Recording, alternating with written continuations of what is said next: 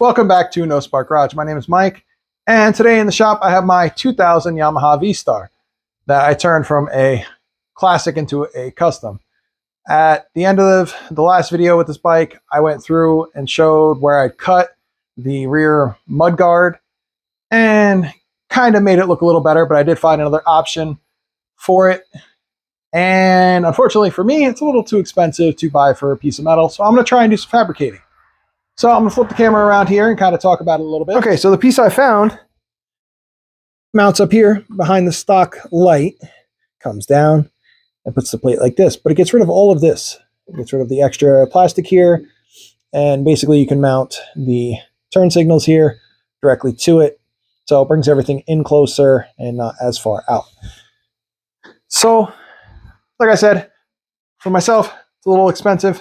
So I've got a piece of diamond plate aluminum over here that I might use. I also have some stainless steel somewhere. I have some stainless steel somewhere.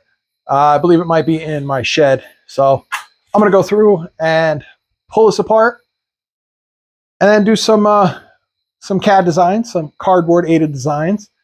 Do a very old school and see what I can design. See if I like it, see how it comes out. And so follow me on this journey.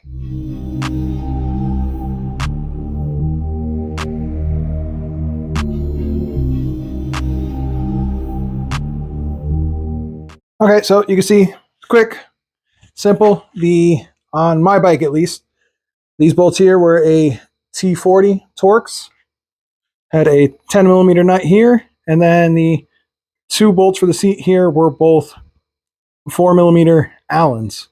So removing all of those.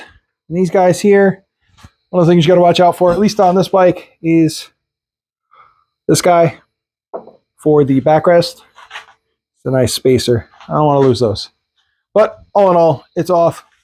So I'm going to go through now, disassemble the rear here. Should be able to take it right off. The bolt here, and then down there. So there's 3 bolts. And I will take a piece of cardboard and try and trace all that out. You can see the wire running up through the fender here. And yeah, let's see how this goes.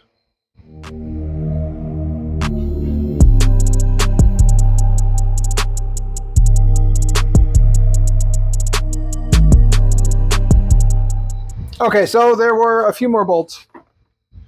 The 3 bolts that I showed just removed the taillight itself. There were also 2 Phillips head, one here, which came directly through the back plastic here. And there were also 2 more on the inside, one here and one on the other side. So, with that all off, you see in there, you get a piece of cardboard, kind of trace it out and see what we can do. Okay, so this is what I came up with. Don't mind the rough cut holes. But these are basically going to be bent down for the turn signals to be hooked to. Might make them a little bigger, I'm not sure yet. I'm a little torn. I don't know whether to do it out of the diamond plate that I have here. I would obviously do the flat side facing the plate itself, just so it gets a nice flush laying. Otherwise, it's going to be kind of bumpy, and you're not going to see it anyway. So, whatever. I also have my piece of stainless here. This was a tray for dog kennel, I believe. I picked it up. So I can cut a lot of that, which I might do. So I like the idea of that better because it's all smooth instead of this. I'm not sure yet, but I'm going to trace it out. I'm going to cut it out. And I'm going to go from there. But I wanted to show you what my design was here.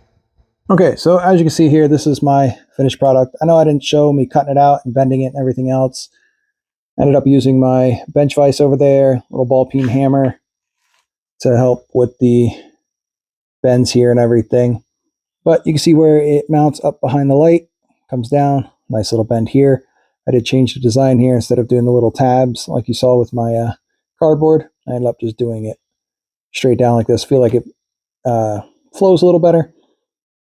Should have kind of done something here to kind of fill this in a little bit. You can see it's just kind of empty space. But all in all, I like it. And I think it's a win. So I know this wasn't a whole like tutorial on how to cut it out, how to bend it and everything, but this just shows you that with a little bit of time and elbow grease, you can pretty much make anything. My fabrication skills are not the best. I can do a little bit here and there. If you really look at it, you can see where it's wavy and where the cuts aren't perfect, and it is kind of slightly askew off to one side. But all in all, I like it. It's a nice piece that I made for my bike. Anyway, I'm going to continue on with doing more things to this bike and continue on with other projects.